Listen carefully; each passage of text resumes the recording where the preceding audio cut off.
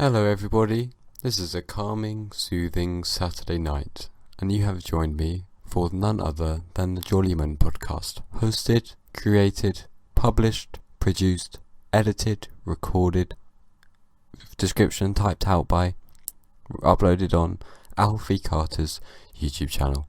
And today we're going to have a lovely session of calm, soothing, tranquil, peaceful sharing of thoughts, emotions, and life experience. I welcome you to maybe help yourself to a mint tea, or if you have your own personal assistant, then feel free to request a mint tea right fucking now, baby, because it's time for Jollymun Podcast. Hello, it should be a good time, and we're kicking off Saturday night, really good. Had a great day. Had one of those days where you just relax. You kind of you can't really say, oh, I did that, I did this, but you had one of those days where you were busy and you were sorting yourself out and you were thinking about what you were doing and you did what you wanted. It was a day where I existed in the present and I decided what I wanted to do. I woke up. I thought, God, man, I really don't want to go to the library, but damn, I've got to do A-levels. So I got out of bed, but I left by 10, right? And I'd read my books beforehand, a bit of Marcus Aurelius, a bit of James Baldwin, chill out, humbly hippity do. Got to the library. Then, I had a moment of realization where I realized the library was not right for me today. I was sat there, I just knew, I was looking at my fucking differential equations of trying to model, spheres and things. I just had an honest moment where I realized that today it's not working. So I tried for about an hour, my brain was fucking flat. Like, it was smooth. It was ice. Imagine trying to, it felt like, I was trying to get, a dart, right, to stick on the dartboard, except the dartboard was made out of concrete, and the dart was made out of paper. It just slid down, constantly, again and again. So I left the library, and went to Crisis charity shop, that's where I buy my clothes. And I thought, wow. There's a film I really would like to see with my friend Narlin. Another also, maybe my friend Nico. Because we enjoy talking about, conversation and how we can affect others and philosophy and just kind of, in general, just really understanding how we feel. No, not that. Just kind of more films where it's quite psychological. I like psychological films. They interest me a lot. And yeah, I walked in, 12 Angry Men. There it was, the film that I wanted to see and I'd arranged or looked up earlier. Like, I really want to see this film. There it was, £1. Done. Then there's a great man, he's a great man by the name of Yuval Noah Harari. And he is an author of kind of historical books, but he I don't know, he's a historian, but he knows what people be doing in their societies. And he's got a book called Homo Deus, Homo Deus, I don't know. And it's about the future, so I found that was when I bought that. Alright, let's be funny now, to some extent. And it's really, really great. And, last week I said, we're going to go swimming tomorrow in the ice cold with all my friends, with all the home dogs. We didn't. The fucking trains weren't running again. There was a derailed train. And you never know, maybe something bad was going to happen, and the cosmic intelligence wanted to save me. Because I am the world, and I wanted to save myself. So the train got knocked over, and now basically there was a train off the tracks, and that meant no one could use the overground. So it seemed bad, but then what we did is that we did that thing where you have the situation that initially seems bad, and you manipulate it. You break it down into building blocks, and then rebuild it into a quite a fun morning, I guess. We went for a walk. It was alright. Yeah, it was alright.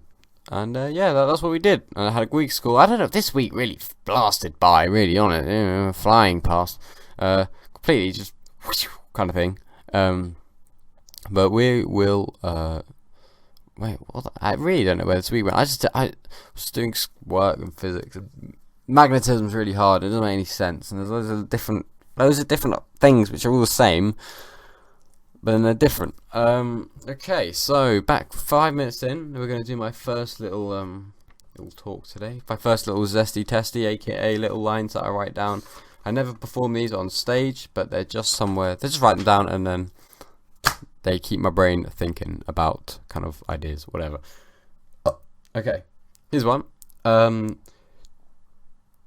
Does eureka mean hell yeah in Greek?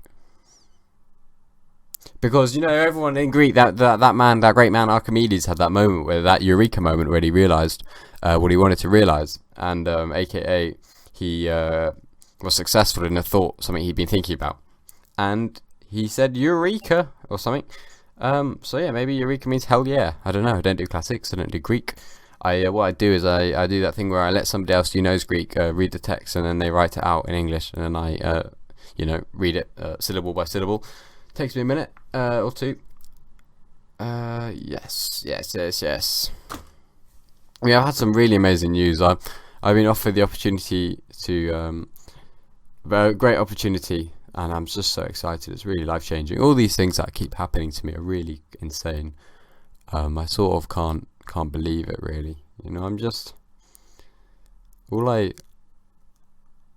never realized that you could truly go out of your way and find yourself in a completely new environment which you've created. Like, if you just do something, if you just look into something, if you just look it up, and then you research it, and you think, man, maybe I'll do that, and you just do it, and you do it non-stop, and you think about it all the time, things balls start rolling, baby. We ain't talking snooker. Like, you just end up in positions where you're meeting people, and people are recommending you, and you're saying this, and you're saying that, and all of a sudden, it all starts falling into place a little bit, and you realise that all these people that you've looked up to, and you've been like, oh my god, Jesus, that's so incredible, man. I just can't wait to watch them on TV in 10 years. Oh no, sorry, I can't wait to watch them on TV. They're going to be doing that. Oh, I can't wait to go and see them there. And then you very quickly, you sort of understand that they're just people as well, and you're fully within your power to be amongst them, and that's really exciting.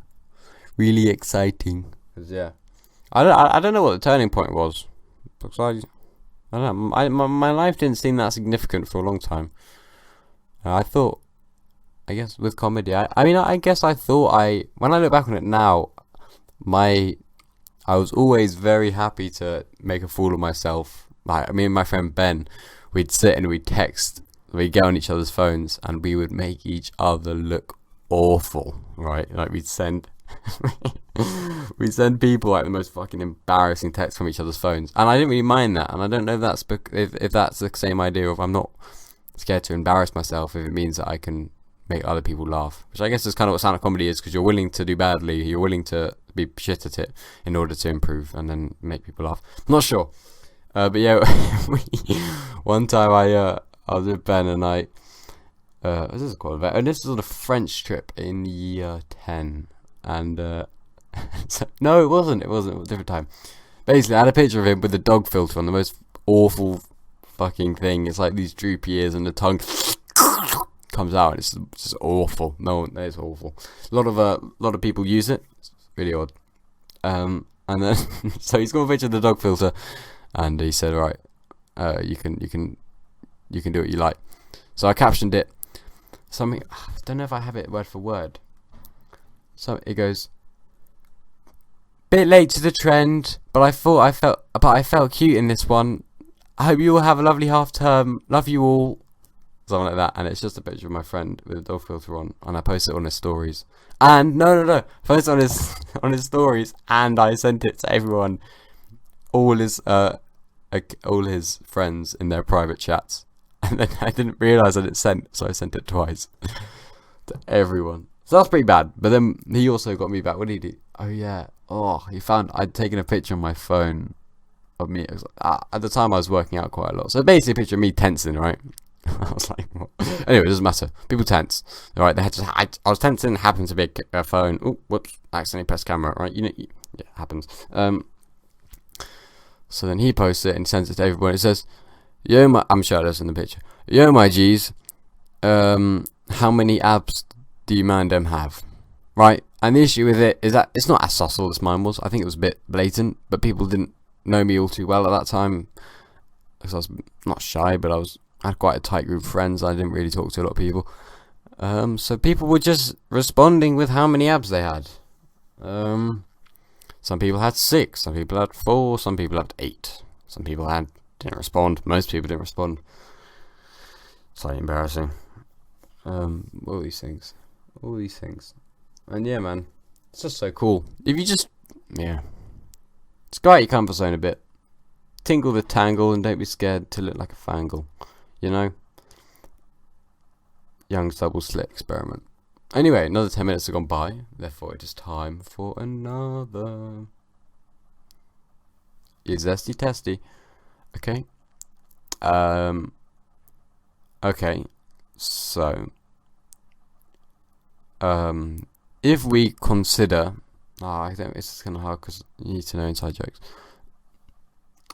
Okay. You know, some girls in my area, they really see. I'm very laid back with my appearance. Like I shave my hair. I think it looks okay, but it's more just the practicality of it. I think it's also, I find it quite, I like it because I feel like it expresses my attitude of not, it expresses my attitude of just doing things, and I think it takes balls to shave your head. Anyway.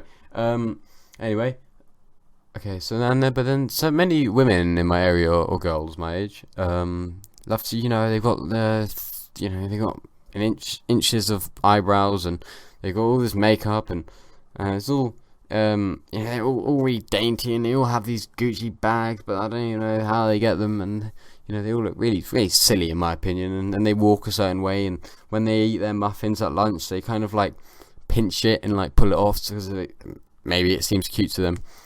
I find it looks really odd, but yeah, there's great contrast between me and some of these girls. It's a bit like Romeo and Juliet, and how we're from such different backgrounds and attitudes. But the similarity between Romeo and Juliet is that if I was with one of these girls, I'd want to kill myself.